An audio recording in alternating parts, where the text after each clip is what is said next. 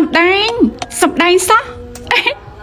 ជាទីសុលពកអ្នកបដាយលពូអ្នកមីងបងប្អូនកូនជាទីស្រឡាញ់គេថាគូស្វាមីភរិយារបស់នាងខ្ញុំនឹងឯងគឺជាគូសម្ដែងបងប្អូនតែមានបរិះណាសម្ដែងអស់រយៈកាលជិត20ឆ្នាំអញ្ចឹងបងប្អូនជាមួយនារីដែលមានភាពបរាជ័យទាំងមុខមាត់ក៏ដូចជាលុយកាក់បងប្អូនជឿនាងខ្ញុំថានាងខ្ញុំពិតជាសម្ដែងមែនដែរឬទេឥឡូវនេះតោះកុំខ្វល់ហូបអាឡឹកជាមួយនាងខ្ញុំណាម្សិលមិញនាងខ្ញុំបង្ហាញពីអាឡឹកលក្ខណៈប្រេះនាងខ្ញុំនិយាយឆ្លើយតបខមមិនគេថាមុខនាងខ្ញុំហ្នឹងដូចអាចហើយលោកប្តីនាងខ្ញុំក៏ដាំអាឡឹកលក្ខណៈផេះ